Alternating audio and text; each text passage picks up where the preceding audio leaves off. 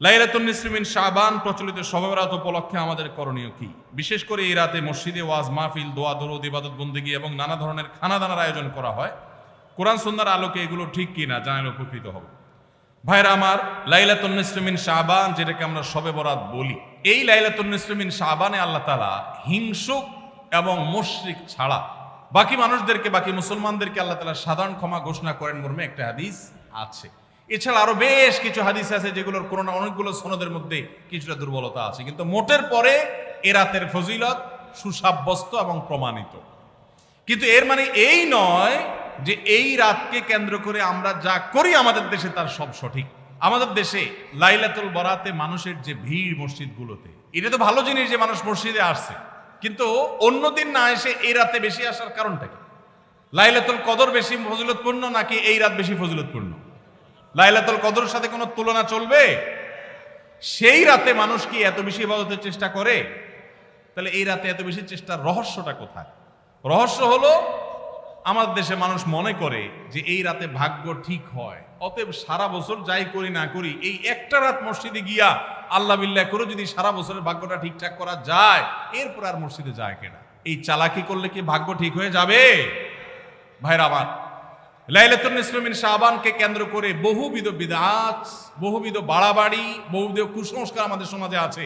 এক সময় তো প্রচুর পরিমাণ পটকা ফুটাফাটি চলতো। আলহামদুলিল্লাহ, প্রশাসনের ভাইয়েরা প্রতি বছর নিষেধাজ্ঞা আরোপ করেন এবং এটা অনেকটা কমেছে, যেটা আমাদের নিরাপত্তা হুমকির মধ্যে আমাদেরকে ফেলে। দিনের নামে আমরা কখনো সেগুলো করতে পারি না। অনেক মসজিদে আলোকসজ্জা করা হয়। আলোকসজ্জা তো আপনি এমনিই করেন সারা বছর, কিন্তু এই রাতকে কেন্দ্র করে আলাদা করে আলোকসজ্জা করা, এই রাতকে কেন্দ্র করে ওই যে হালুয়া রুটি খাওয়ার একটা ব্যাপার এখনো আমাদের দেশে কোথাও কোথাও আছে। অনেকে মনে করে নবীজির দাঁত মোবারক শহীদ হয়েছেন উহুদের ময়দানে, তো তিনি হালুয়া খাইছেন, সেজন্য আমরা ভালো দাঁতে হালুয়া খাই। নবীজির দাঁত ভাঙে হালুয়া খাইছেন, আমাদের আস্ত দাঁতে আমরা কি খাই? হালুয়া খাই। আপনার বাপের ঠ্যাং ভেঙে গেছে, উনি একটা লাঠি দিয়া খোড়ায় খোড়ায় হাঁটে, আপনার আস্ত ভালো দুইটা ঠ্যাং আছে, আপনি বাপের মহব্বতে বলছেন বাবা তোমার পাওটা ভেঙে গেছে, সেই মহব্বতে আমি আমার ভালো পাও নিয়ে লাঠি দিয়ে আমি খোড়ায় খোড়ায় হাঁটতেছি। কি বলেন? বাপ খুশি হবে? খুশি হবে? বলবে এটা তো বেয়াদবি, তামাশা করতেছ আমার সাথে, আমার ভেঙাইতেছ। নবীজি সাল্লাল্লাহু আলাইহি সাল্লাম দাঁত মোবারক শহীদ হয়েছে বাতিলের বিরুদ্ধে জিহাদ করতে গিয়ে। আপনি বাতিলের সাথে আঁতাত করবেন আর হালুয়া খায়া নবীজির সুন্নাত আদায় করবেন, এর চেয়ে বড় হাস্যকর জিনিস আর হতে পারে না। অতএব সব ধরনের বাড়াবাড়ি কুসংস্কার আমাদের বন্ধ করতে হবে। এমনকি এই রাত উপলক্ষে মসজিদে দোয়া দরুদের জন্য সমবেত হওয়া, এ রাতে মানুষকে ডাকাডাকি করে একেবারে এই রাতের ফজিলতের জন্য মসজিদে সবাই একত্র হওয়াকে যারা জরুরি মনে করেন তারাও ভুলের মধ্যে আছেন। ব্যক্তিগত ইবাদতে আল্লাহর ক্ষমা পাওয়ার জন্য চেষ্টা করতে পারেন, সেটা ভিন্ন বিষয়। আল্লাহ আমাদেরকে বুঝার তৌফিক দান করুন। আমাদের দেশে কেউ মারা গেলে চল্লিশা বা জমাত খাওয়ানো হয়, এটা জায়েজ আছে কিনা? ভাইরা আমার, বাংলাদেশের সবচেয়ে শক্তিশালী বেদাত হলো এই বেদাত। এর চেয়ে বড় শক্তিশালী বেদাত এদেশে আর নাই। এই ঠিক ঠিক বলা মানুষ বহু লোক আছে জমাত খায় বেড়ায়। এই বরগুনার আমাদের অফিসে কিছু স্টাফ আছে, বরগুনার 2-3 জন আমার পরিচিত, তো এরা আমি শুনছি যে তাদের একটা গ্রুপ খুলছে, তারা ফেসবুকে না যেন হোয়াটসঅ্যাপে গ্রুপ খুলছে, জমাত খাওয়ার গ্রুপ। কোথায় কখন কে মরে, কোথায় কার মরার খাওয়ান হয়, ওই গ্রুপে জানাই দিলে সবাই দলে দলে সেখানে চলে যায়। এটা তারা এক এক ইউনিয়নের এক একজন মিলে এটা করছে যাতে কোনো ইউনিয়নের জমাত যাতে মিস না হয়। তো ভাই, এটা হলো সবচেয়ে শক্তিশালী বিদআত। কেন? আমি একটা কথা প্রায় বলি, আপনি গুগলে গিয়ে, সবার হাতে হাতে এখন আজকাল মোবাইল আছে, স্মার্টফোন আছে, গুগলে গিয়া শ্রাদ্ধ লিখে সার্চ দিবেন, তালিব্যস রফালা আকার দয়ের পিঠে বড় ধ, শ্রাদ্ধ। শ্রাদ্ধ লিখে যদি আপনি সার্চ দেন, আপনি দেখবেন সার্চের যে রেজাল্ট আসবে আপনার চোখ খুলে দিবে। কি?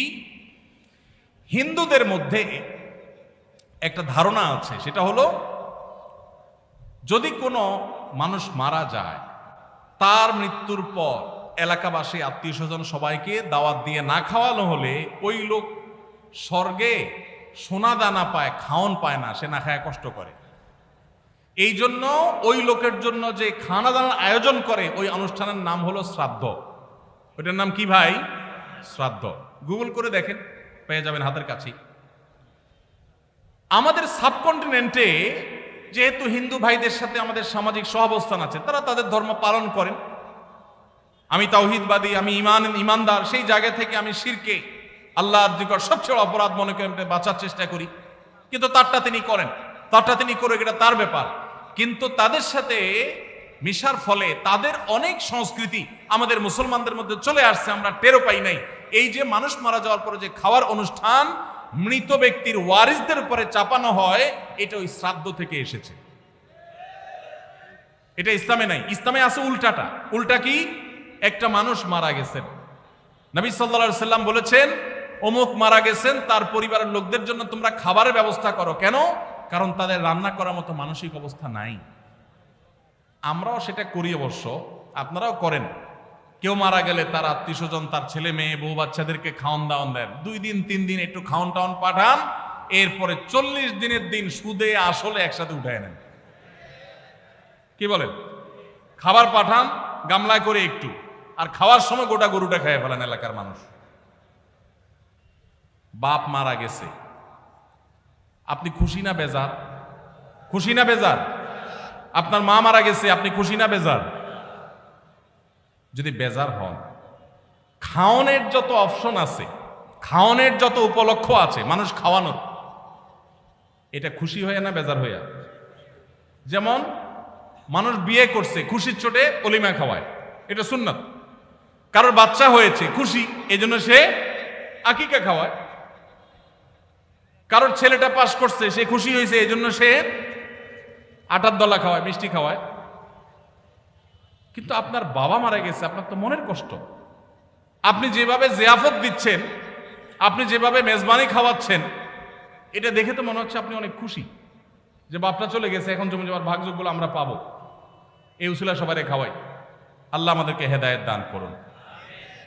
শক্তভাবে এই বেদাত আমাদের সমাজ থেকে দূর করতে হবে ইনশাআল্লাহ। আমাদের সচেতন হতে হবে।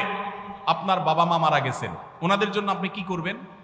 দোয়া করবেন, ইস্তেগফার করবেন, চোখের পানি ফেলবেন, দান সাদাকা করবেন। মাদ্রাসায় এতিম গরিব ছাত্ররা আছে, একবেলা খাবার টাকা দিয়ে দেন। মসজিদে কিছু ইট কিনে দেন, মসজিদের জায়গা কিনবে, সেখানে টাকা দিয়ে দেন। একজন গরিব মানুষকে কিছু টাকা দিয়ে দেন। মুর্দার তরফ থেকে সাদাকা করলে তার সব মুর্দা পায়, সেটা আপনি করেন। কিন্তু এই যে অন্য ধর্মের মানুষদের মতো করে খাবার অনুষ্ঠান যেটা করছেন, এটা সুন্নাহর খেলাফ। সুন্নাহ হলো মৃত ব্যক্তির পরিবারকে খাওয়ানো, তাদের কাছ থেকে খাওয়াটা সুন্নাত নয়। আল্লাহ আমাদেরকে বুঝার তৌফিক দান করুন। মুশকিল হলো এটা যদি আপনি না করেন, আজকের ওয়াজ শোনার পর এলাকাবাসী বলবে অমুক লোকটা মারা গেছে, কি ছেলে মেয়ে রেখে গেছে, কারো একটা হাত ধোয়াইলো না। বলবে কি না বলেন? কেন আপনার হাত আরেকজন ধোয়াইতে হবে? আপনার হাত কি লুলা হয়ে গেছে? হ্যাঁ, আরেকজন হাত ধোয়াইতে হবে, নিজের হাত নিজে ধুতে পারেন না? হাত ধোয়ানো মানে খাওয়ানো আর কি, তাই না? এলাকাবাসী বহু কিছু বলবে, কিন্তু আপনি অটল থাকবেন যে আমি ইনশাআল্লাহ এগুলা করব, আমার বাবার জন্য, মায়ের জন্য যেটা করলে সওয়াব হবে সেটা আমি করব। নবীজি সাল্লাল্লাহু আলাইহি সাল্লামের কাছে এক সাহাবী এসে বললেন, ইয়া রাসূলুল্লাহ, আমার মা মারা গেছেন, আফা আহুজ্জু আনহা, আমি কি তার পক্ষ থেকে হজ করতে পারি? নবীজি বলেছেন, নাম, অবশ্যই করতে পারো। এগুলো হলো সুন্নাত। আমরা সুন্নাত বাদ দিয়ে এখন বেদাতকে আলিঙ্গন করে ফেলেছি। আল্লাহ আমাদেরকে হেদায়েত দান করুন। আস-সুন্নাহ ফাউন্ডেশন, উম্মার স্বার্থে সুন্নাহর সাথে।